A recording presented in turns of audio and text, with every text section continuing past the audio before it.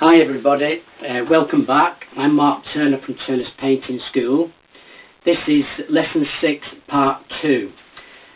What we're going to be doing in this lesson is looking at how to create something spherical, something very simple, spherical, using only 3 values. So first of all, let's have a look at what we did in the last lesson. In the last lesson, we looked at creating a string of values, 9 or 10 values, by having a high value white, a low value black, and mixing them together in equal amounts to create different values. So a 50-50 of black and white would give us a mid-range, a mid-value of grey. Everything we know about grey is black and white mixed together.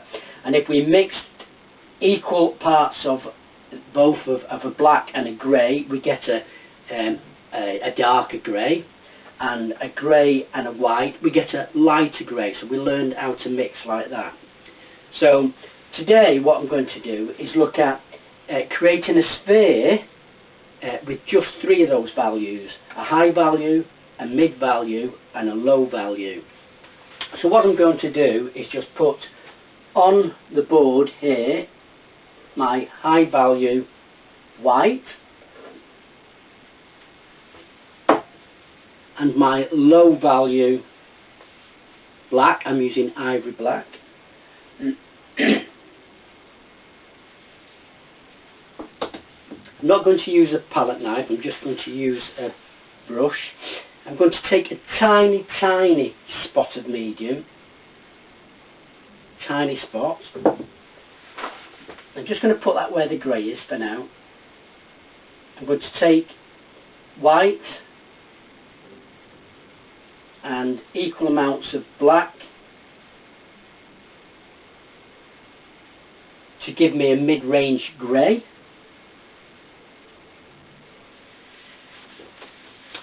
So let's have a look. Imagine that the light source is coming in from this direction.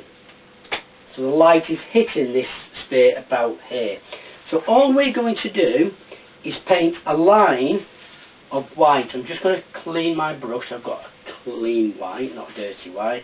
I left my brushes uncleaned last time, and they need a good scrubbing. I'll do a lesson on cleaning brushes shortly. So I'm going to take that white. Now you may not see it because it's on white background. And on the first third, I'm going to put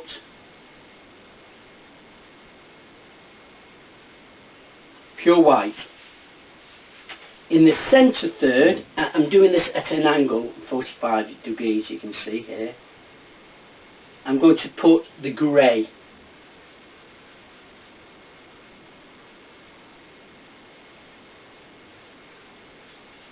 Quite simple, just a line. And on the last third, I'm only wiping my brush, I'm not bothering to clean it. I'm going to take the black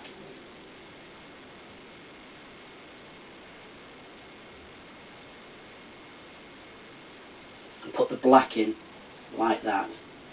Now, as you can imagine, because this is spherical, the light is catching the top, and that is the lightest part, and that's the part that's punching out the most. As it starts to curve, the light isn't catching the curve as much, it's going a little bit greyer, and so you get right behind the back of the curve where it's really dark. Now, you'll agree with me, this looks pretty flat, it doesn't look spherical at all. So what I'm going to do, I'm going to scumble those colours together so that it makes it spherical. Now, I'm going to leave a patch here of white, which is the bit I want punching forward, and I'm going to blend everything away. Just going to wipe my brush down a little bit. Now, when I'm scumbling, you want your brush pointing right in at right angles to your work. I'm not going to do that at the moment because I want you to be able to see, so I'm going to be slightly at an angle. So I normally hold the brush like this and scumble like this. And this is called a hammer grip. I don't think it's a very good name for it because I'd hold a hammer like this. Some people call it the candle hold. I don't think any of us hold candles anymore. I tend to think of it as a hosepipe grip, as if you're watering the garden and you can sprinkle and turn circles with the water. So watch what happens as I start to scumble the white into the grey into the black, and back again. So the white into the grey into the black, and as I start to scumble it and breaking away those lines, and because the back edge of the sphere is a lower value, round the back edge I'm going to take and lower that value with a little bit of grey,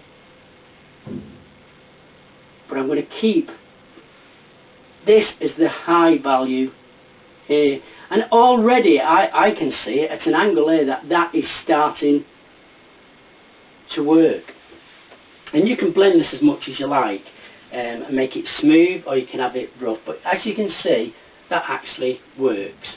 Now, when you've got light source here, underneath here you've got what they call the core shadow. And the core shadow is really, really dark. As the shadow comes round, what you get is reflective light bouncing back and touching the underside. So it goes a little bit lighter on here.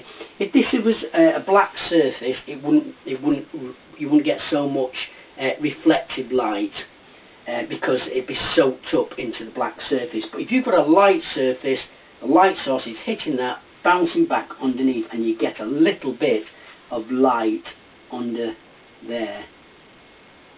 Don't know if you can see that on the camera. I'll make it stronger just so you can kind of see. Now, that is a sphere which would equal an eyeball, a cheek, a forehead, the end of the nose, the end of the chin. So if you get good at painting spheres like that, that will improve your ability to paint portraiture, for instance, or anything that's rounded. Let's have a look at putting a shadow in this. So we know that the light source is coming down here.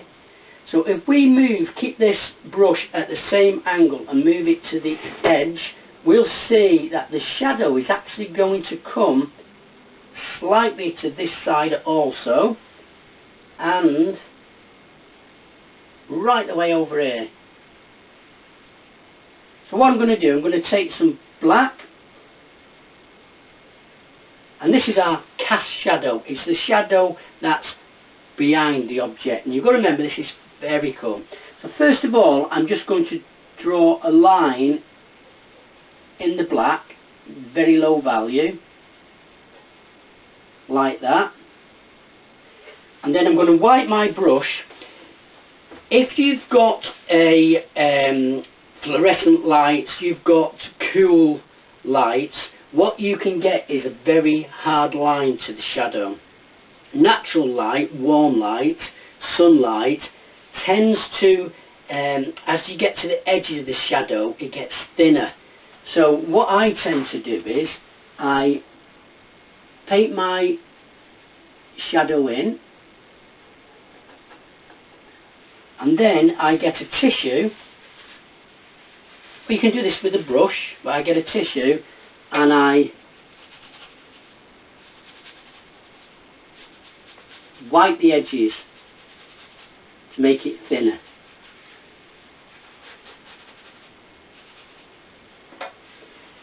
And that way your sphere is sat in the shadow.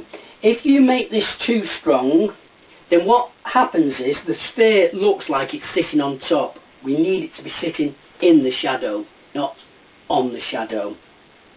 I hope that helps you all. I've got a couple more here that I'm going to do in the next lesson, but I'm going to be introducing colour into our value range. So let's just have a look what we've done.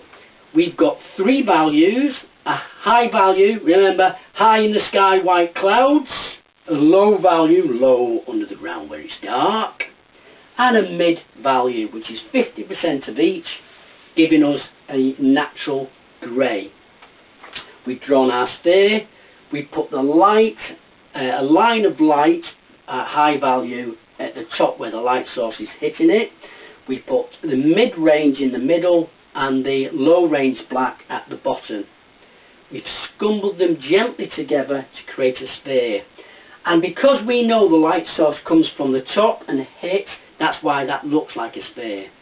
If I was to turn that upside down, probably without this shadow on, it will look concaved.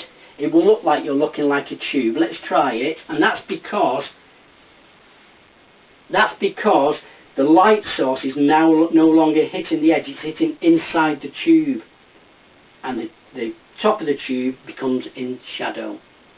So, have a go at that. And if you do have a go, please send me a copy of your work. I'd appreciate that, and I'd get that put online for you.